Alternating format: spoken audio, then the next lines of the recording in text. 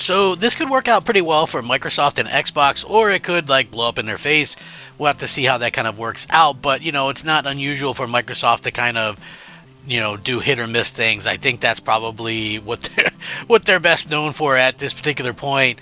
For me personally, I'm taking a wait and see kind of approach with this because I feel like Microsoft has a way of doing things that could be very confusing than than anything else, and they do this all the time. If you just look at like stuff like Game Pass, for instance, the way that they handle it with these new tiers, I think is just absolutely not great. So it's just one of those things where we'll have to kind of wait and see how that kind of works out. Clearly, with Call of Duty coming and that kind of stuff, and their first party, what's the deal? Like, what's going to happen? So I think this is where we kind of all sit around and kind of question that. But this was an interesting thing that I wanted to talk about. So let's go ahead and jump into it. I'm Crap Gamer. This is Crap Gamer Reviews with another video. Thank you all so much for checking it out. I certainly appreciate it. If you guys are looking for a channel that does daily video game content, that is me.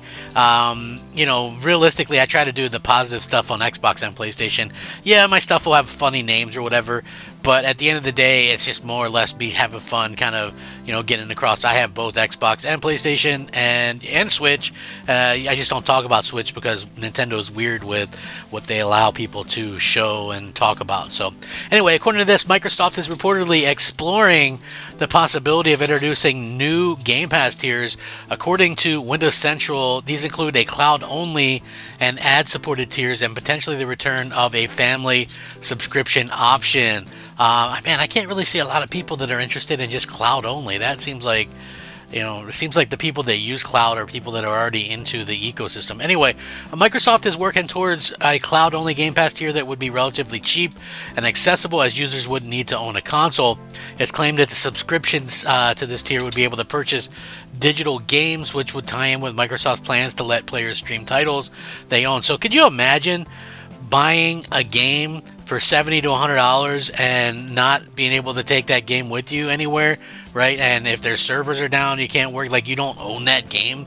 Like, I can't imagine that. That is such a weird thing, and something that I really don't think people are going to allow. Like, at the end of the day, I mean, there might be some, right? You go, okay, well, we buy our digital movies and stuff, which is kind of true, right? Like, I buy, and I don't understand why everybody doesn't do this, I buy my stuff 4K Blu-ray for the most part, right?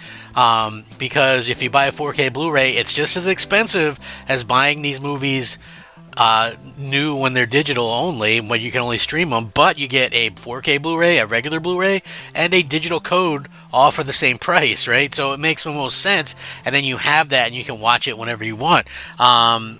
Now, when it comes to Xbox and games, yeah, like, well, the videos and stuff, like I buy a lot of videos as well on, like, the Xbox store or whatever, but those are on Movies Anywhere, so, it's more than just Xbox, but it's like, a lot of the times when I buy movies there, they'll be $5 or whatever. I don't buy anything new, so I do have hundreds of movies, but, I rarely will buy a movie, digital only, that's brand new, because they're $20-$25. So, you might as well just get the 4K Blu-ray or whatever. But anyway, it's claimed that this tier would be able to purchase their games digitally, which I can't imagine people who want to spend $70 to $100 on a game they don't own. But they also claim to heard tentative rumors that the Game Pass Family and Friends plan could return in some form, testing a family membership which allows 5 people to access a single subscription for $24.99, a price reportedly considered to be too generous by publishers.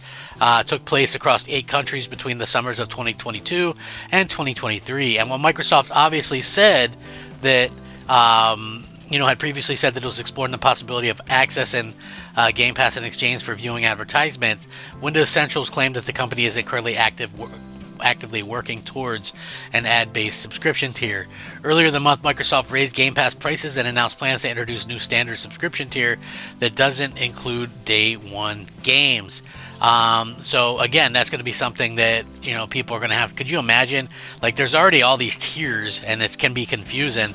Then you go, okay, well, here's an ad tier, and here's a tier for families and this and all. But whatever. It's like Modern Warfare 3 also reportedly will join Game Pass this week, with Black Ops 6 being the first Call of Duty title to launch on the subscription service day one, when it's released on September 25th, 2024. So we'll see what's happening with that. Like I said, this is a very strange sort of situation with this, because I feel like there's, also like Sony, when they did their tier, they did theirs, their PS Plus tiers or whatever. This is like, I think that's super confusing too. Like, essential and super essential and Megazoid essential, right? Like, just, I feel like people are kind of being too cute with this stuff.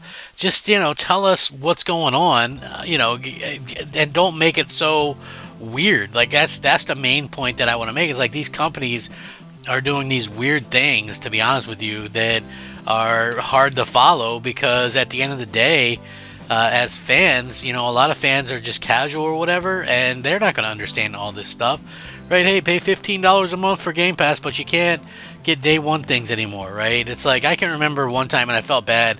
Maybe it just, maybe I shouldn't go into this, but I remember one time when I was a kid, man, KFC did this deal on TV or whatever, and it was like, you get this amount of chicken, and you get a cake, and you get this and this, or you can get a rotisserie chicken or whatever with it. So we went as a family, got it. My parents thought that we get a rotisserie chicken, and I was like, no, I think it's only one or the other. So it's like, very confusing. I'm sure people are confused by a lot of the tactics used by these companies anyway. It can be a very confusing thing.